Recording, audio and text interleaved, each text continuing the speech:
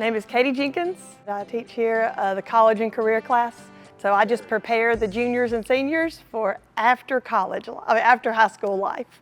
The things that they don't really realize they're going to need to know. Today we learned about taxes. This is my first year here and their head softball coach. I have a math degree. So this is my first year to not actually teach math. This was a new job, new subject, a lot of learning. I previously coached at Hernando, Lafayette, and I was Tupelo's assistant last year. Look, outfield. The ball has to be on a line to your cut. It cannot fly over her head. You are defeating my whole purpose. This isn't your first rodeo. Get the ball down and finish your throw through and get the ball down. Let's go. My coaching style, we are very hardworking. There is rarely a downtime or anything for us. We're always going. Practice with a purpose. Everything we do has something behind it that's going to help us, later on. I'm a little hard-nosed about stuff. Like I said, it just comes from having high expectations. I do feel like I like to praise them for the good that they do. I learned a lot of that this year. This year's been even a growing year for me and for the team. It's hard sometimes how I was raised and how I was coached growing up. We were never really ever told how good we were or the good things we did, because I was taught that if you were told how good you were, you never got better. So if they didn't point out the bad things, you never knew what you needed to work on. So a lot of my philosophy came from that, but I have evolved a lot over the years and with coaching girls and understanding they need the good, and I point out the good to them. We just focus on the bad at practice, not necessarily harping on them, but just the bad in general. Now I make sure they know what the situation was, what we need to work on, and why, and how to correct whatever we're looking at. Riley, it's not your throw. You're just stepping and chunking it. Use your legs, move through it. Come on. So my philosophy of coaching, actually was sharing it with the girls the other day to push it for them. We actually, I say it a lot before games and tell them after games. I tell them how I played. I want you to play with no should've, could've, would'ves when you're playing. You're gonna make errors, you're gonna make mistakes. But I look at it like, did I hustle my hardest to get to that ball and I still missed it? I can get up and I know I don't have any should-haves or could-haves or would-haves done those things, any differently. I just don't want them to walk away thinking, what if I had done something different? Just know you gave it your all, you put it out there, and that's all we're asking from you. So to motivate them, a lot of times it happens in the off season. We try to start there early. I have a lot of competition games with our girls. They actually are divided into 2 teams, and they compete against each other throughout the week, doing different challenges. It could be in the weight room, could be on the field or whatever. You'll start seeing them motivate each other when they know it's for those points and things like that. We play like on Friday sometimes in here. After a week long of rain, you've been in here 3 days hitting straight. Nobody on Friday wants to come in here and hit again. We have hit all week. We will set this up in here with a plate and everything, and we play wiffle ball in here. And you can't run to the bases. You have to walk heel toe to the bases. There's only 3 fielders, and whoever catches the ball in the field has to be the one to tag or tag the base. So you can't throw the ball. It involves a lot of strategy, just them working together to figure it out, how to make their team win. We don't help. I have seen that transpire then to the field when they're down or when they feel like they just, might not can push anymore. They will find that in there and they will talk to each other and they'll be like, look, we can do this, we got this. They find the way to motivate themselves just through the activities and things we provided for them in the fall. And they don't even realize what they're doing through that. So it's been very successful this year as we've done it. Your internet could be free with ACP. MaxxSouth Broadband has been approved by the FCC as an affordable connectivity program provider to help qualified households in our communities pay for internet services. You may be eligible for up to $30 a month towards your internet service. This could cover the full cost of high-speed internet services. This new benefit will keep households connected to jobs, critical healthcare services, and virtual classrooms. Your internet could be free with ACP. Don't just live online, live to the max online. Upgrade today to one of MaxxSouth Broadband's everyday low offers, starting at $29.99. No data caps, no contracts, no throttling of speeds. Just everyday low prices to fit all your internet needs.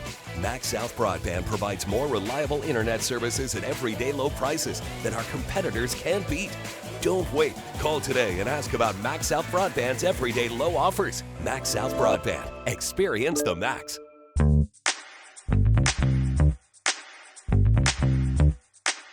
Y'all are doing great at backups. I love it, especially when my outfielders come in. Like y'all are hustling. Y'all are not being stuck out there. Y'all are finding your place to be. But as an outfielder, when you come in, if the infielder comes back to the bag, don't confuse the person who's supposed to be getting the ball. Because like the infielder or whoever's going to throw to is looking up here. Let's say I got Logan Lee standing here, and then the third baseman standing here, and then if the shortstop came like over here, like no one knows who they're supposed to throw to. So outfield, yes, hustle in just like you've been doing. It's a great job. But then wait and make sure that if the other infielder gets back, we trust you, but they are also the ones that's used to where they're doing on the inside or whatever on the infield. So just be cautious of that. But good job like backing up. Like I looked up last night, every time Logan Lee is here at third, looked up, Annabelle's there at center and looking up, Lakin, she's making her way to right field. I mean, always moving on it, so nothing wrong with that.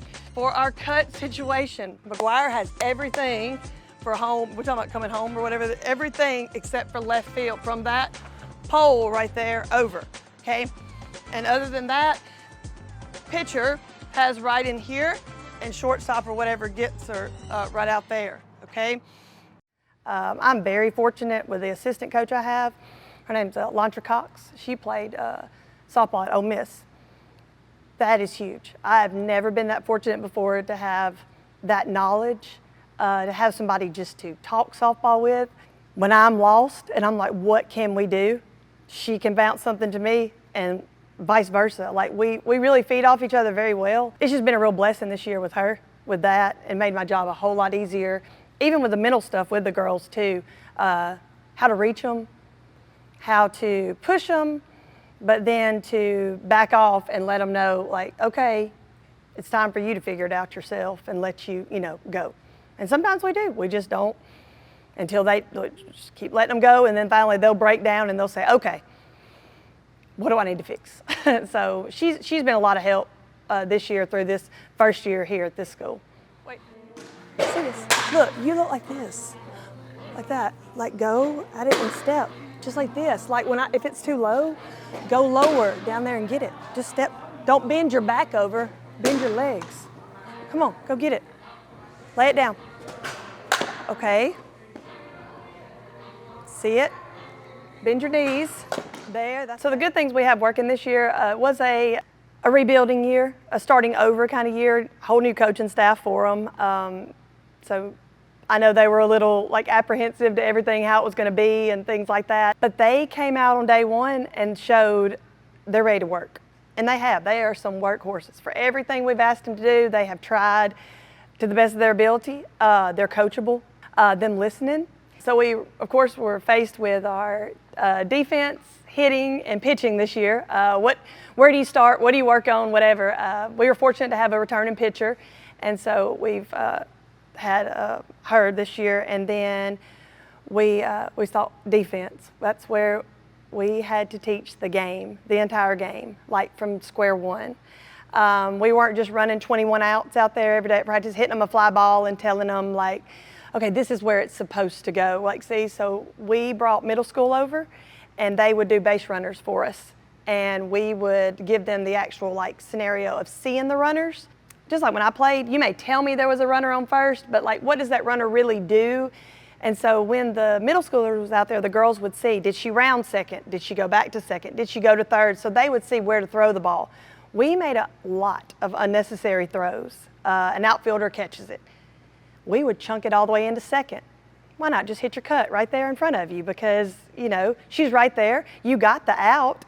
There's no base runners on. Like, don't waste your arm and just chunk it somewhere and you don't even know where you're throwing it or whatever. And so we had to start and give the whys behind what we wanted, because I think that's important. If they don't understand the why, their why in their head may not make sense for what I want them to do. If they think they're doing it because it was a ground ball we always throw to second, might not be when there was a slow runner and we may want a ball to go home this time, you know, depending on the situation.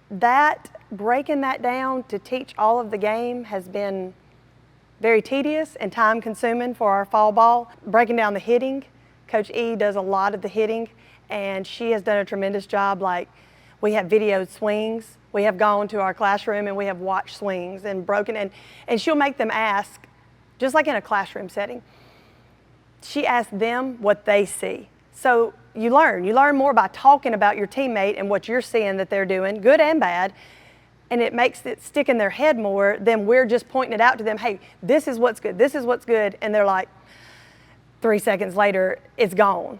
If they verbally say it and they verbally find it, then like it sticks with them longer. It's a new day at MaxxSouth. We are excited to share some great news. In our continued effort to support Mississippi businesses, MaxxSouth is now offering local advertising support. Through high-quality programming, we combine traditional television and premium digital advertising, allowing your multimedia campaign to reach your targeted audience at any time on any device. Call MaxxSouth Media Sales today at 662-701-8628. Why wait on the other guys? Your Max Fiber is here.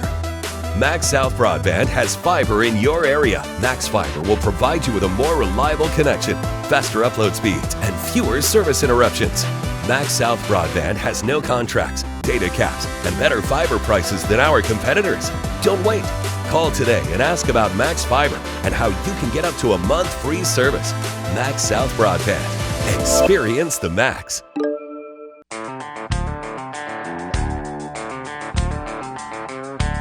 So the rivals here, our division is very tough. There are 6 of us in there, and it is like fruit basket turnover after a division game with who beat who, and there has not been one. It's the toughest division I've ever coached in. Ripley is a big rival here, and then of course we played in the county tournament a few weeks ago, and from what I've learned and see, every county school is a rivalry, big time. So I'm getting introduced to a lot of these, but of course in my mind, it's just every game I play. It's not one, and I think I've always kind of been that way. You've always had that one that you want to beat. I just have that mentality almost at everything though with rivalries and things. I am a very competitive person. So my husband and I both are real competitive. Here I'm very competitive. Like I tell them if I'm gonna play a game, like you're not gonna win. I'm still gonna race you. I'm gonna try right now to the best of my ability still. I just can't. So every game, it's just a game. Every game's a game that I want to win, no matter what. Keep it flat, get it down, don't let it bounce. There you go. At the beginning of the year, well, about mid-fall, they have to make a slideshow presentation about themselves and present to the team to tell their teammates about themselves. I have to do one as well, the coaches do. It wasn't just because it was our first year. I mean, you play next to these people all the time, but you don't know a lot of things about them even. I was like that. A lot of them, I get tickled at their favorite movies compared to them what I put on mine because they've never heard of the things, of course, that I say. But they laugh. My favorite movie is The 300. That's not typical, I know, but I do love that movie. I could watch it on like replay back to back.